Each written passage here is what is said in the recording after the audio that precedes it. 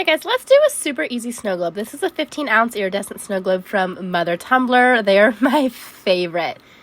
So I'm going to take a little bit of painter's tape and put it around my cup just to try and keep the glitter contained as best as possible. And I'm going in with United We Stand from PDB Creative Studio, and I'm filling up my glitter about a quarter of the way. I like to shake it in, and then I usually take like a little paintbrush and I'll like push it through the hole. Honestly, I should really invest in one of those mini funnels because it'd make my life a lot easier. But look how vibrant this glitter is. This whole cup is going to be absolutely beautiful. So just keep adding, kind of shake it so that it goes down the walls of the cup. And whenever you feel like you have enough glitter, that is it. So like I said, about a quarter of the way. Now I'm using half distilled water and half vegetable glycerin. I will link this below. Equal parts, I put my lid back on, plug the hole with my finger, and I shake it up just so everything blends nice and smooth.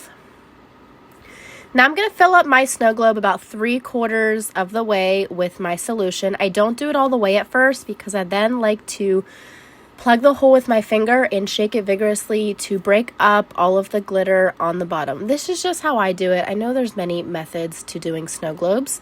And after I break that up, I finish filling it up the rest of the way. I do leave a little bit of a bubble in there because I like to have like a large bubble so it flows. Now, as I fill my hole with UV resin, I turn my UV light on so that it cures. Do that about 2 minutes. And then I put another very thin layer over the hole.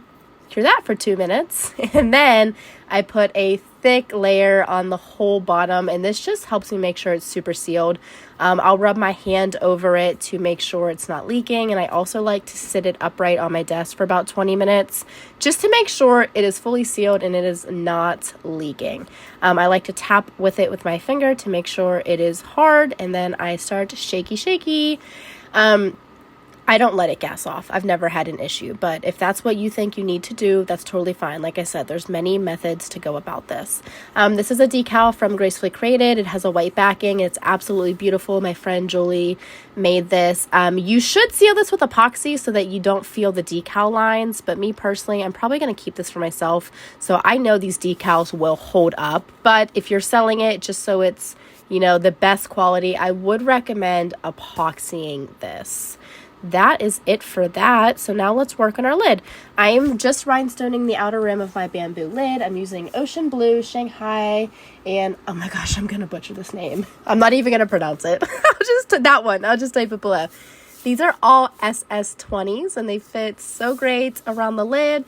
I'm using Liquid Fusion from PDB in these little syringes that I'll also link below. And I'm doing a little bit of it at a time, and I'm just going red, white, blue, red, white, blue. Luckily, my pattern worked across the whole lid. I was a little worried that I would end up like with two reds next to each other, but I was really surprised that it worked out so nicely. So I'm just doing that pattern around the whole rim of the cup. The thing with the rhinestones, you should let them dry about 48 hours before washing. So I do plan on letting this cup sit for 2 days before washing the whole thing.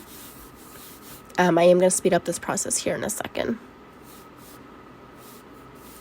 After I do that, I will place it flat on my desk and just push them all down to make sure they are all nice and straight, just like that, because it's easy for them to kind of shift.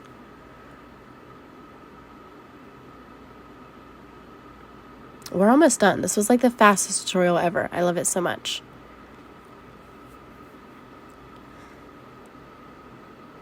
This part is really important. You want to make sure that your rhinestones are nice and straight. Here she is. So beautiful. Now I'm going to get my straw from Happy Fox Supply Co. I'll link that below and put it in there. And I also put these rubber seals on the bottom of my cup. It just protects it, especially if somebody sets it down really hard. That glass could easily break. And I will link these from my Amazon as well. And that is it. Like I said, keep this sitting for 2 days before you wash it and to make sure your seal is good to go. And that is it. I love them. Thank you guys.